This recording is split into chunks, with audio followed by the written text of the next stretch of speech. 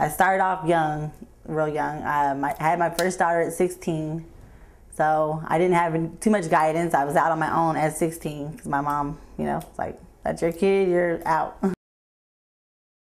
I worked at the Columbia Senior Center for 12 years.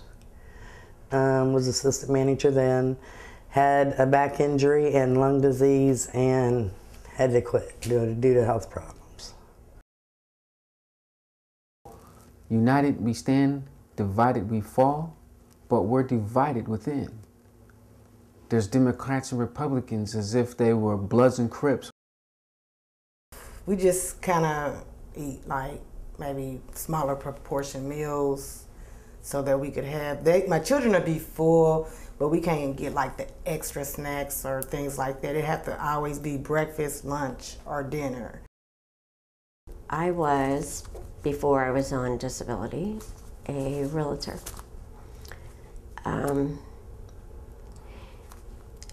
Circumstances come about that I had to file for disability, and currently I'm on disability. So I have went from having a big income to nearly no income.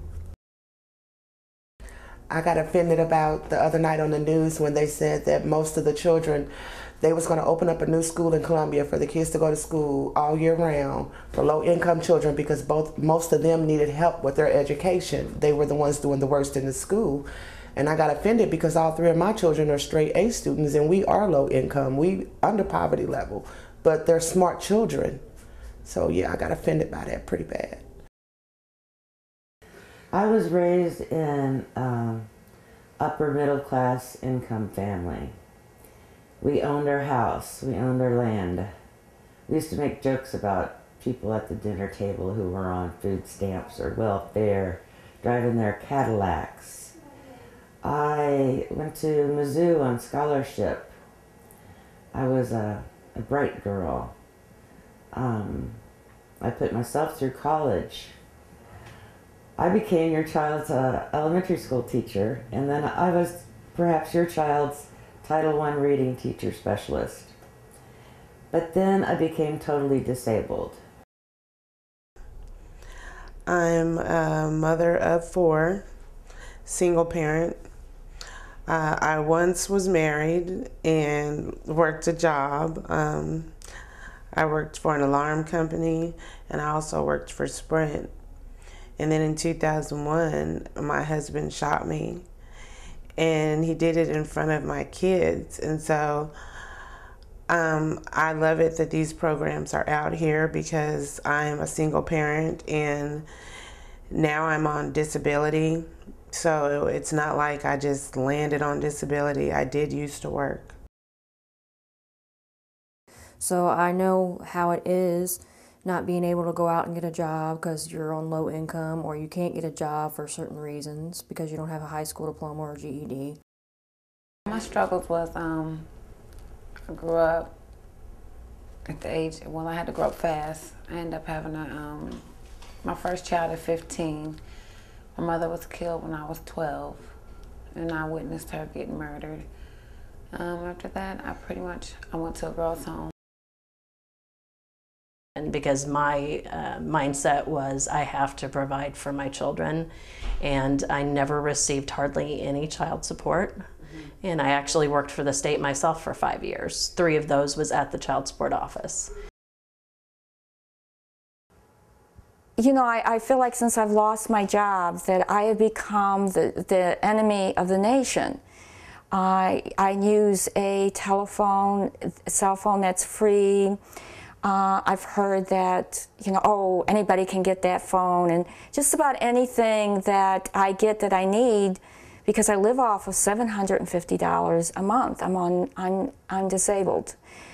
Before that, I had a job working at a museum in New York, but on 9/11, I was covered from head to toe in the debris, and I hadn't been able to work since. And now it's 2 kids and I have no, no money. They want to go do things, I can't do it. I've come to the fact where I try to get my car legal, and I drive around, you know, with my place not registered to my car because I can't afford it. Yeah, just to get back and forth to work and school. We go to the food bank, we go to the Salvation Army.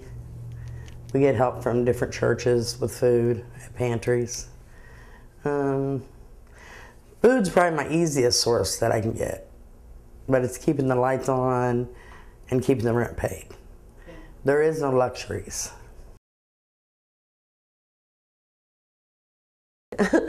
Wasn't expecting to shed a tear today because I try to be so strong. Then there comes a time to where you don't give up. I mean, you don't give up. You just keep reaching out to see what there is out there to help you. I say about at least 100, but it's hard. And I get turned down all the time, but I still keep going. And it doesn't matter where I work at because anything beats a blank, especially when you're a single parent with 4 kids. I just always feel like I have to advocate a little bit for people who work very hard. They work, but yet they have to have energy assistance and food stamps because they're not paid enough to live. And I got to do the best I can while I'm here. But I just wish they would stop overlooking the smaller people, because that could be the next senator, the next school teacher. And I'm low income, but I'm always trying to find a way to give back. And it fills my heart to give back. I just wish they would stop overlooking us. And I'm sorry for crying, but I feel that way. Maybe for people to notice how the low income people do live and how we worked all of our life. And then when something happens or you get sick and you have to be on disability, you're just like pushed to the curb. It's like you don't no longer matter.